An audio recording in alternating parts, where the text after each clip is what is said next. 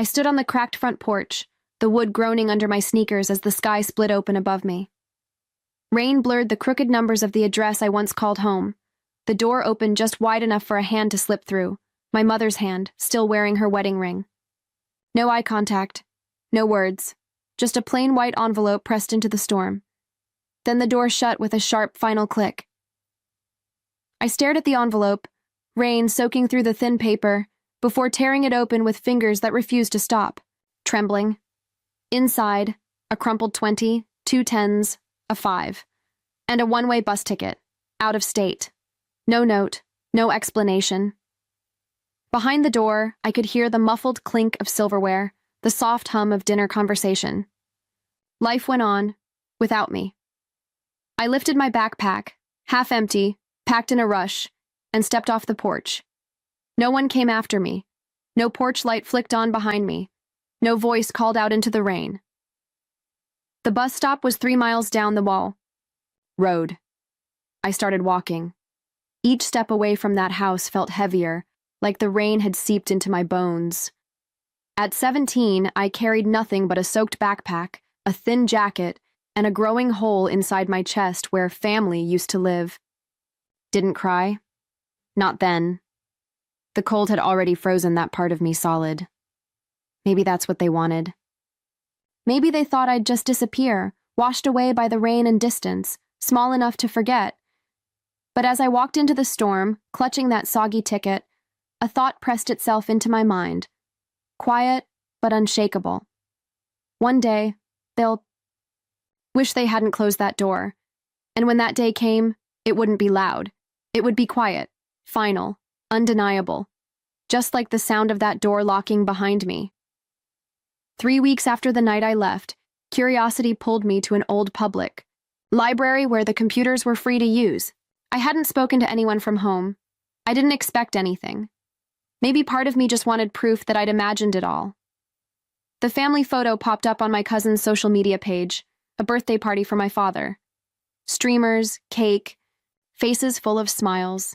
Everyone was there, everyone, except me. At first, I thought maybe I had been cropped out by accident. But as I looked closer, the truth settled heavy in my stomach. They hadn't just erased me from the photo.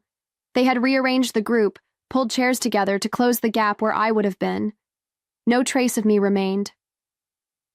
In the caption below, my cousin had written, "So blessed to have the whole family together." Whole. That word stayed with me longer than I care to admit. I stared at the screen until the library lights flickered for closing time. There was no anger then, not even sadness, just a hollow realization. To them, I wasn't lost. I wasn't missed. I had been corrected. Like a mistake edited out of a photograph. Outside, the night air smelled like wet concrete and old leaves. I shoved my hands deep into my jacket pockets, the thin fabric barely holding off the November chill. If erasing me made their world cleaner, easier, lighter, then so be it.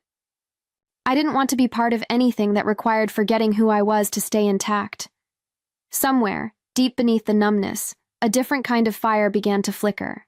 Small, weak, but stubborn. They might have edited me out of their story. But I wasn't finished writing mine.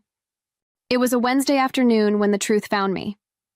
I was stacking boxes in the stockroom of a thrift shop, trying to earn enough for the next week's rent, when my phone buzzed in my pocket. A message from Nate, a kid from my old neighborhood. Someone I hadn't thought about in months. "Hey man, heard your folks said you moved on, that they finally handled their situation. Cold, dude." Real cold. I stared at the words for a long moment, my fingers stiff against the cardboard. Situation. That's what I had become. Not a son, not even a problem. Just a situation to be handled. In a way, it explained everything. The rushed envelope, the door shutting without a word, the empty space where my picture used to be. It wasn't a moment of anger or confusion that had pushed me out. It was a plan. A decision made long before the rain ever soaked through my sneakers. The next time I passed a mirror, I barely recognized myself.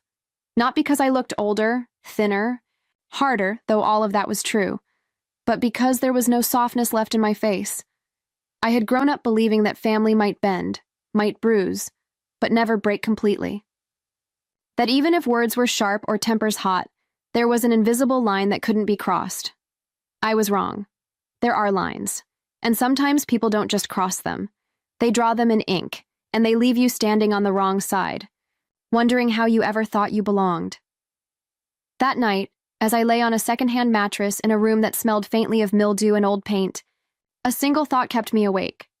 If they could cut me out that easily, then I could build something that didn't need them at all, and this time, no one would be able to erase me. The pieces started falling into place one night, when I overheard two regulars at the thrift shop talking by the counter. Small-town gossip spreads faster than smoke, and if you listen long enough, you hear things you're not supposed to. They were talking about my family, about how my father had put the house up as collateral for a loan, a hefty one, to help. My older brother started a business, how they were betting everything on him, how trimming excess baggage had made the approval easier. Excess baggage. I folded a stack of faded jeans mechanically, but the words burned hotter than the iron used. To press them. In their eyes, my existence had been a liability, a stain on the perfect narrative they needed to sell to banks and investors. I wasn't part of the plan. I was the thing that made the story messy. When the loan papers had been drawn, there had been a careful omission. My name, my claim, my future. Erased not just from a photograph, but from any legal trail that could tie me to them. In their new version of events, they had two sons, one polished, promising, deserving of investment, and one gone. I wondered briefly if they told themselves it was necessary, if they softened the betrayal by calling it a hard choice made for the good of the family. I wondered if they ever sat around that kitchen table and said my name out, loud, felt even a twinge of guilt. But deep down, I knew the answer. They hadn't closed that door because they had to. They closed it because it was easier. The realization didn't come like a slap or a scream. It settled in slowly, like dust on forgotten shelves, a quiet, undeniable truth. If I had been disposable once, I could be dangerous now. Not through revenge, not through rage, through becoming someone they couldn't edit out, no matter how hard they tried. I didn't map out a grand plan that night, lying on a mattress that sagged in the middle. There were no promises of greatness, no secret blueprints to success.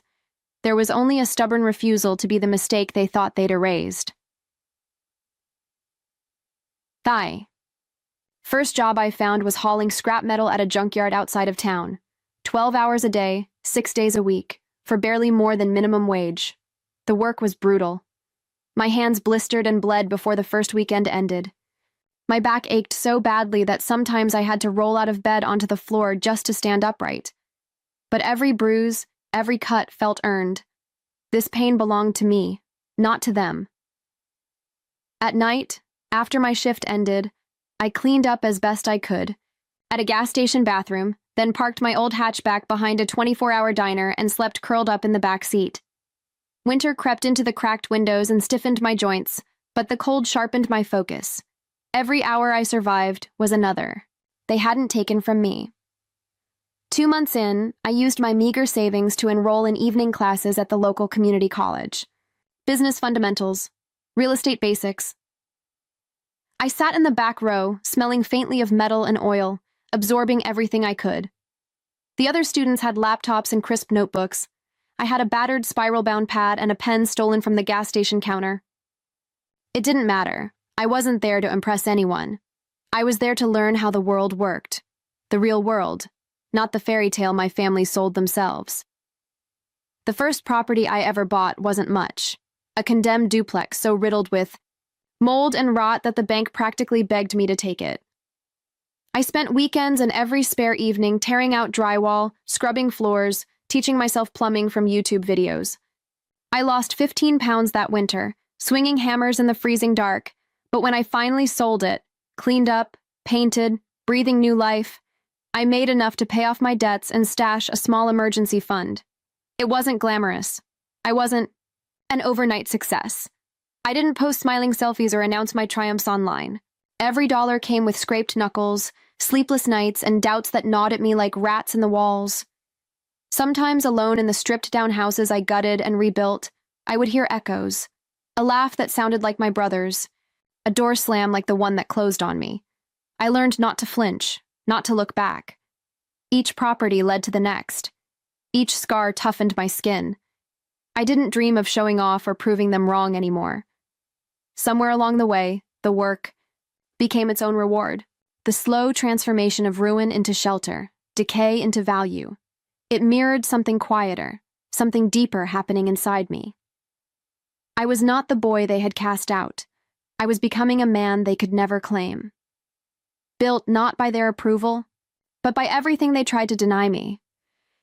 By the time word reached me that their house, my childhood home, had slipped into foreclosure, I didn't feel triumph. I didn't even feel anger, just a cold, clear certainty. I was ready, and when the auction date was announced, I made sure my offer was the first on the table. No fanfare, no announcement, just a set of keys waiting in a plain envelope. Just like the one they once handed me in the rain, except this time the door would open for me. Word spread fast in small towns. By the time the foreclosure signs went up, my family had already crafted their story. They weren't losing the house, they insisted. They were moving on to better things. They had plans. They chose to leave. Neighbors gathered one last time on the cracked driveway for a farewell barbecue.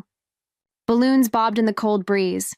Paper plates sagged under the weight of store-bought potato salad and overcooked burgers. Smiles stretched too wide, voices pitched too high. It was a performance, and everyone, even the guests, knew, and my mother wore a floral dress that billowed around her thin frame, laughing just a little too loudly at every joke. My father, who used to lecture me about pride and legacy, stood stiffly by the garage, clutching a beer he barely sipped. My brother moved through the crowd like a politician, shaking hands, patting backs, making promises he couldn't possibly keep. They posed for pictures under the front porch light, just like the family photos we used to take before birthday cakes and Sunday dinners. Only this time there was no casual joy, no real warmth. Just brittle smiles and stiff shoulders, as if holding the pieces together by sheer will. I watched from a distance, parked in a side street where no one would notice. I wasn't ready to step into the light yet. Not tonight. Tonight was theirs, their final show in a crumbling theater. I didn't feel anger watching them. I didn't even feel pity. Just a quiet, detached sort of recognition. They needed the story. They needed to believe they were choosing this ending. Because facing the truth, that they had gambled and lost, that they had cut away part of themselves, only to fail anyway, would have been too much to bear. Better to pretend.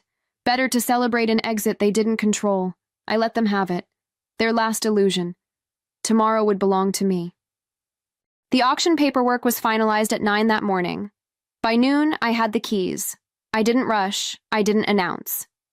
I simply parked my truck 2 blocks away, tucked the envelope into my jacket, and waited.